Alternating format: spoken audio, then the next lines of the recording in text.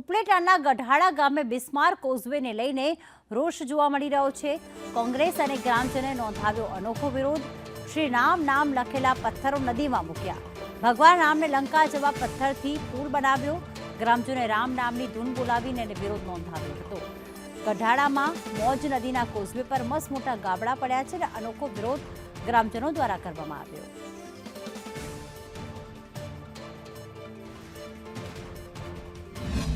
અહીંયા અમારે કોઝવે તૂટી ગયો છે, તેથી પાણી ચેકડેમ હતું નાનું એવું, બરોબર એ પાણી બધું નીકળી ગયું છે અને ચેકડેમ તૂટી જવાથી અમારે પાણીની પણ સંકટ બનવાનું છે। પાણી ખાલી થતી જતા અમારા પાકો નિષ્ફળ જેવી શક્યતા છે। અત્યારે આવે છે પાણી ડેમમાં, પણ પછી ખાલી થઈ જશે।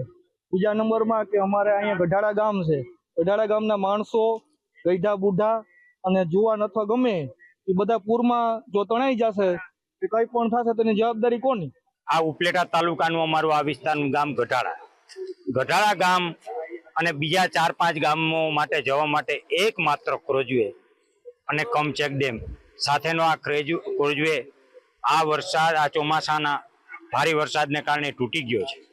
વારંવાર રજૂઆત કરવા છતાં પણ સરકારના કોઈ ડિપાર્ટમેન્ટ દ્વારા અથવા સંબંધિત ડિપાર્ટમેન્ટ દ્વારા આજ સુધી આનું કામ હાથ ધરવામાં નથી આવ્યું।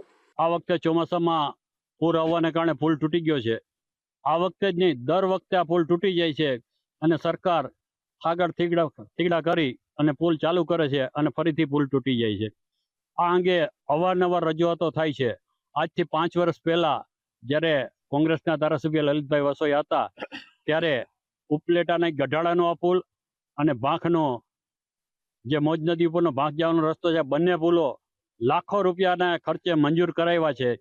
આ 5 વર્ષથી આ પુલ મંજૂર થવા છતાં આ પુલની કામગીરી આગળ હાલતી નથી।